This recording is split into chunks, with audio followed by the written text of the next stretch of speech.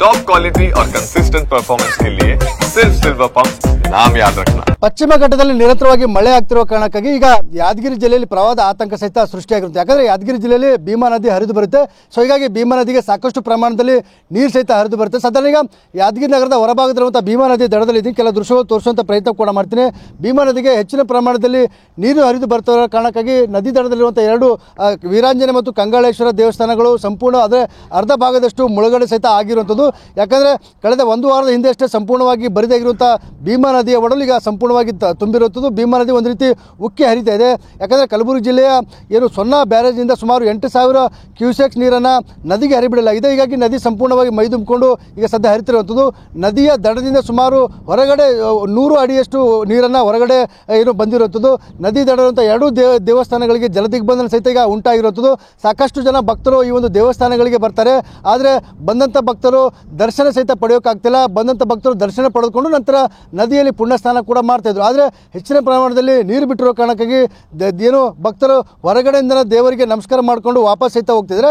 ಆದರೆ ಈಗ ನದಿಗೆ ಹೆಚ್ಚಿನ ಪ್ರಮಾಣದಲ್ಲಿ ನೀರು ಬಿಟ್ಟಿರೋ ಕಾರಣಕ್ಕಾಗಿ ನದಿಯ ದಡದಲ್ಲಿ ಈಗ ಪ್ರವಾಹದ ಪರಿಸ್ಥಿತಿ ಸಹಿತ ಈಗ ಉಂಟಾಗಿರುವಂಥದ್ದು. ನದಿಯ ಎಡ ಮತ್ತು ಬಲಭಾಗದಲ್ಲಿ 10 ಹಳ್ಳಿಗಳಿಗೆ ಬರ್ತವೆ.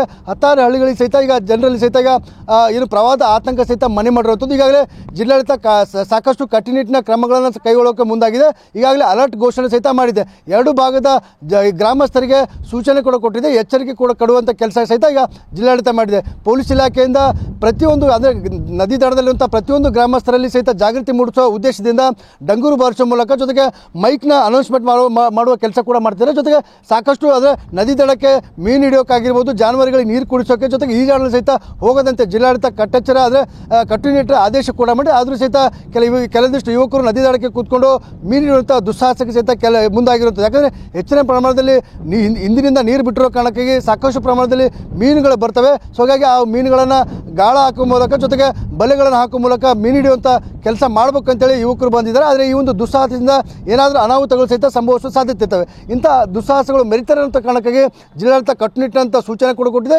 ಯಾವುದೇ ಕಾರಣಕ್ಕೂ ನದಿ ದಡಕ್ಕೆ ಹೋಗಬಾರ್ದು. ಸೊ ಹೀಗಾಗಿ ಅದರ ಮೀನು ಹಿಡಿಯೋಕ್ಕಾಗಿರ್ಬೋದು, ಜನವರಿಗೆ ನೀರು ಕುಡಿಸೋದಕ್ಕಾಗಿರ್ಬೋದು, ಜೊತೆಗೆ ಯಾವುದೇ ಕಾರಣಕ್ಕೂ ನದಿ ದಡಕ್ಕೆ ಹೋಗದಂತೆ ಸೂಚನೆ ಕೂಡ ಕೊಟ್ಟಿದೆ. ಆದರೂ ಸಹಿತ ಕೆಲವೊಂದು ಜನ ಯುವಕರು ಈ ರೀತಿ ದುಸ್ಸಾಹಸ ಸಹಿತ ಮೆರಿತಿದ್ದಾರೆ. ಒಟ್ಟಿನಲ್ಲಿ ಹೇಳಬೇಕಾದ್ರೆ ಈಗ ಸೊನ್ನಾ ಬ್ಯಾರೇಜ್ನಿಂದ ಹೆಚ್ಚಿನ ಪ್ರಮಾಣದಲ್ಲಿ ನೀರು ಬಿಟ್ಟಿರೋ ಕಾರಣಕ್ಕಾಗಿ ಸಂಪೂರ್ಣವಾಗಿ ಭೀಮಾ ನದಿ ಮೈದುಂಬಿಕೊಂಡು ಹರಿತಿದೆ.